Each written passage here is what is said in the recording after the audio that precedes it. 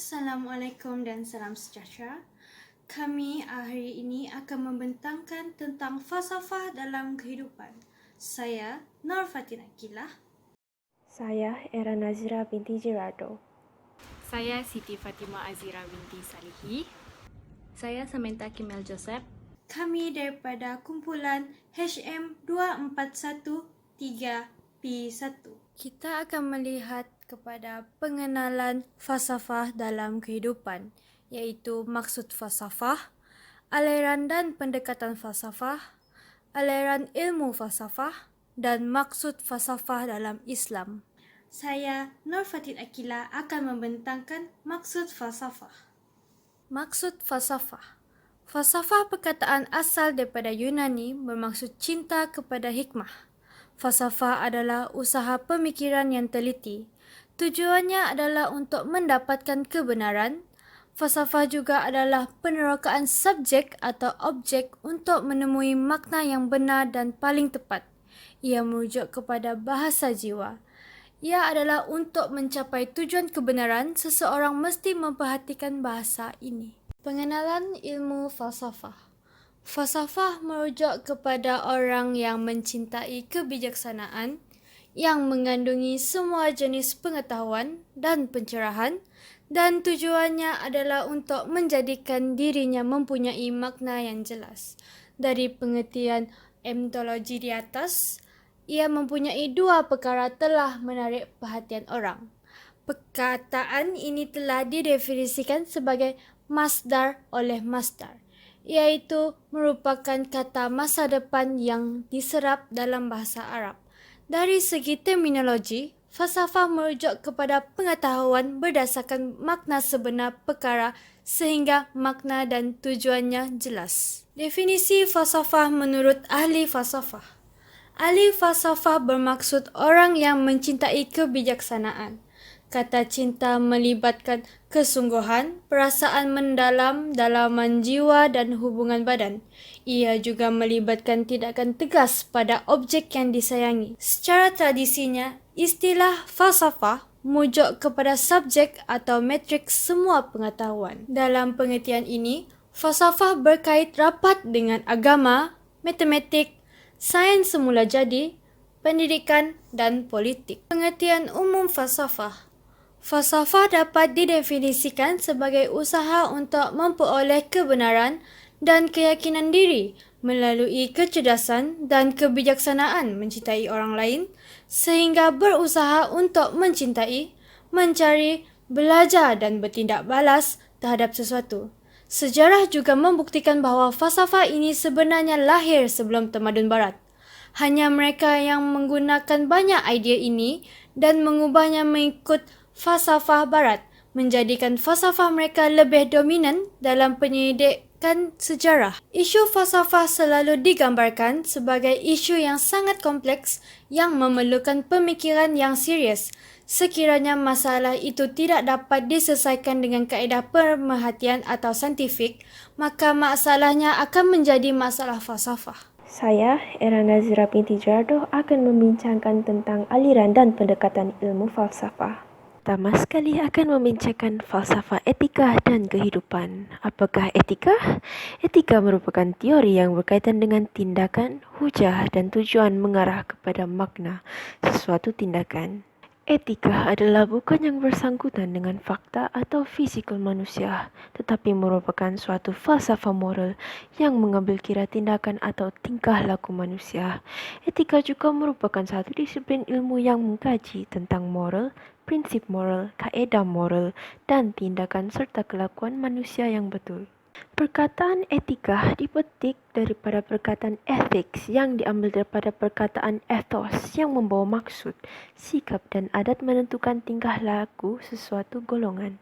Falsafah etika dan kehidupan memberi penekanan dan panduan untuk melahirkan kehidupan yang baik yang membawa kepada kebahagiaan dan melahirkan insan yang mulia. Kegiatan berfalsafah pada peringkat awal tamadun Greek dan tamadun Asia iaitu China dan India berasaskan faham keagamaan sebagai panduan menjadi insan yang mulia dan mencapai kebahagiaan dalam kehidupan. Seperti yang telah dibincangkan, fokusnya memberi penekanan kepada pembaikan insan dan kemanusiaan. Salah satunya adalah falsafah alam tab'i. Falsafah alam tab'i bersumberkan wahyu Al-Quran dan Al-Hadis. Alam tab'i ialah alam yang dicipta oleh Allah dengan kaedah tertentu. Pengertian alam tab'i dalam tradisi sains Islam berasaskan istilah al-tab'iyah yang seerti dengan istilah fisis dalam bahasa Yunani atau istilah natura atau nature dalam bahasa Latin dan Inggris. Ibn Sina pula lebih menekankan tujuan mengapa alam tab'i diciptakan. Dalam keteribaan kewujudan fenomena tab'i yang hakiki, ia adalah selaras dengan ilmu azali yang maha abadi. Selanjutnya, alam tab'i menggerakkan semua benda menurut tujuan dan matlamat tab'i. Matlamat itu sentiasa menuju ke arah kebaikan dan kesempurnaan. Ini mencapai andainya tidak ada halangan yang mengganggu, malah apa yang dilihat pada zahirnya sebagai sesuatu yang buruk. Contohnya, layu bunga adalah untuk tujuan akhir yang lebih baik. Alam tab'i juga mempunyai tujuan menyempurnakan tertib, atur kejadian dan keseimbangan keharmonian yang menguasai alam semesta. Alam tab'i yang merupakan manifestasi Tuhan dalam kewujudan materialnya memastikan benda-benda ini wujud berterusan. Sebagai contohnya adalah spesies haiwan terpelihara melalui pembiakan, selanjutnya pembiakan terjamin dengan adanya hubungan kelamin dan kegiatan berpasangan. Seterusnya, kita akan membincangkan falsafah intelektual. Pandangan ini dapat dilihat melalui penerbitan buku A Philosophy of Education daripada John MacDonald yang menghuraikan perbezaan pendidikan intelektual di antara masyarakat primitif dengan masyarakat moden. Menurut beliau, pengertian pendidikan di dalam masyarakat primitif adalah latihan vocational dan pelajaran adat resam, kepercayaan, serta cara bersembahyang disampaikan melalui tunjuk ajar dengan secara tidak langsung daripada keluarga dan pergaulan dengan orang dewasa. Manakala pengertian pendidikan intelektual dalam masyarakat moden merupakan latihan khusus menguasai kemahiran dan memperoleh ilmu pengetahuan yang penting untuk kehidupan disampaikan melalui pengajaran secara langsung daripada guru yang berilmu tinggi serta mempunyai kemahiran. Menurut Froebel pula, 1982 hingga 1852, intelek adalah bertujuan untuk mencapai kehidupan yang lurus, suci, dan mulia. Manakala John Stuart Mill 1806 sehingga 1873 pula memandangkan intelek sebagai suatu proses yang memberi bantuan untuk setiap individu agar hidup dengan penuh kegembiraan. Antara pakar pendidikan yang lain, T.H. Huxley 1925 hingga 1895 menerbitkan buku iaitu Science of Education yang menegaskan orang yang benar-benar dikatakan berpendidikan sempurna akan bersedia untuk berkhidmat demi kemajuan diri dan masyarakatnya serta rela melaksanakan kerjaya dengan ikhlas dan patuh kepada undang-undang alam, penuh bertenaga, bersemangat berseni dan bermasyarakat. Seterusnya, saya akan sambung dengan aliran-aliran ilmu falsafah. Terdapat 3 aliran ilmu falsafah, iaitu falsafah teoretikal ataupun nazaria, falsafah praktikal ataupun amalia, dan falsafah baru. Aliran ilmu falsafah yang pertama adalah falsafah teoretikal nazaria. Falsafah teoretikal ataupun nazaria adalah bertujuan untuk mencari hak kebenaran. Selain itu, falsafah teoretikal juga merujuk kepada semua jenis ilmu tentang kewujudan yang termasuk mengkaji prinsip pengetahuan, manusia, Tuhan, dan alam yang merangkumi 4 falsafah berbentuk teori seperti metafisik, epistemologi, logik, dan matematik. Fisik adalah salah satu cabang ilmu di mana ia membuat kajian tentang sesuatu yang luar biasa, contohnya bagaimana sesuatu boleh berlaku. Selain itu, metafisik juga membuat kajian fenomena yang tidak boleh dilihat dengan mata kasar. Epistemologi bertujuan untuk mengkaji dan membincangkan asas-asas sesuatu pengetahuan dan ciri-ciri pengetahuan. Falsafah seterusnya adalah falsafah praktikal ataupun amalia. Falsafah praktikal ataupun amalia adalah bertujuan untuk mencari kebahagiaan di hidup.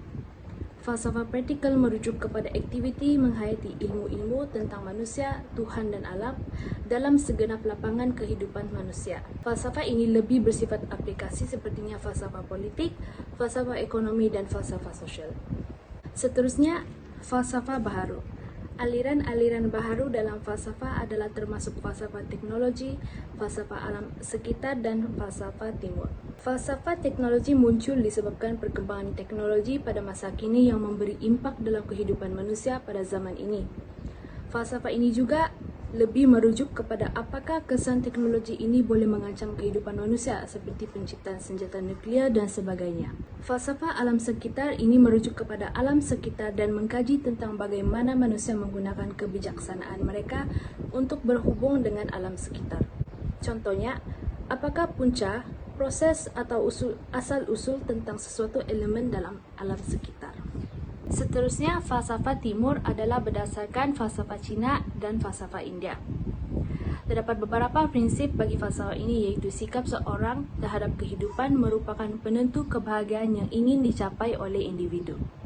Menurut Confucius, pendidikan adalah proses tingkah laku manusia seperti kesopanan, menghormati orang tua, dan ketaatan negara. Saya, Siti Fatimah Azira, akan membentangkan tentang kategori ilmu falsafah dan maksud falsafah dalam Islam.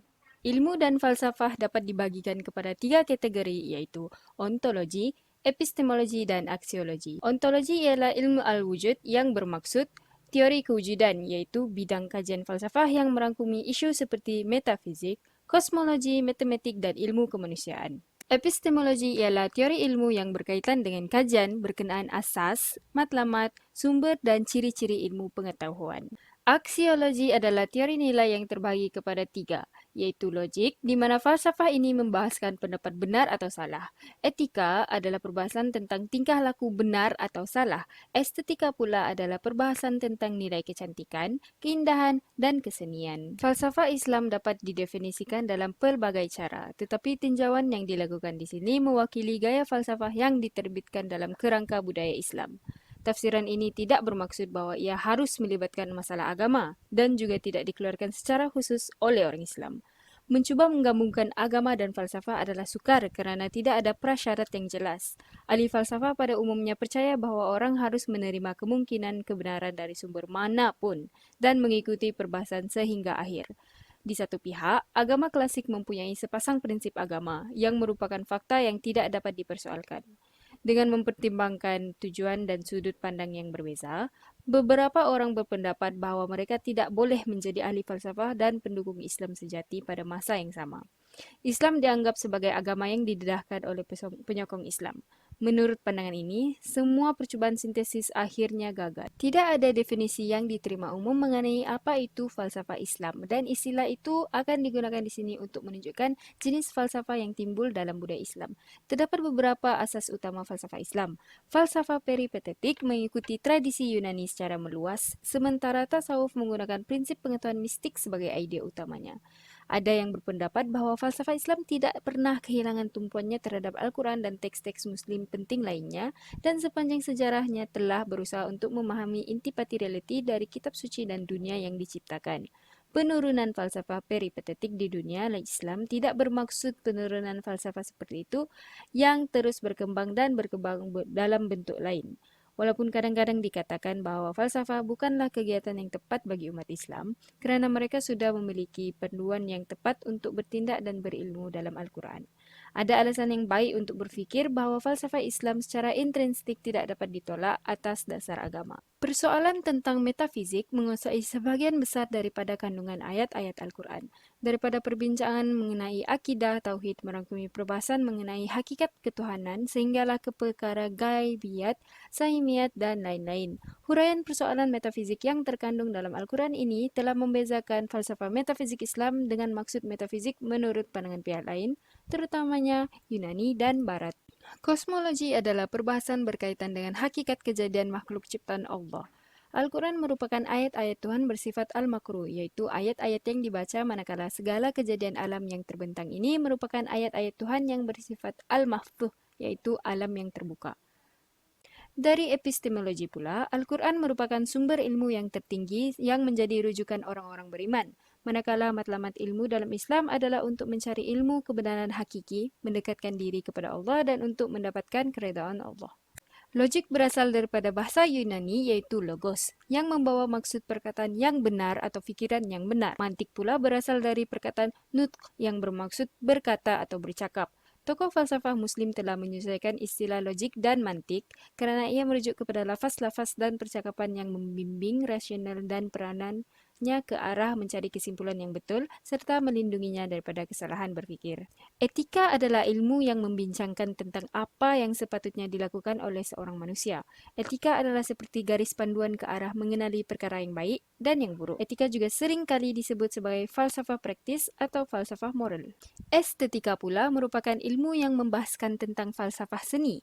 Ia meliputi konsep keindahan dan nilai estetika. Estetika juga disebut sebagai falsafah seni yang mempersoalkan perkara seperti apa, bagaimana keindahan terbentuk, dan bagaimana ia dirasai. Itu saja untuk pembentangan hari ini tentang falsafah dalam kehidupan. Sekian, terima kasih. Assalamualaikum dan salam sejahtera.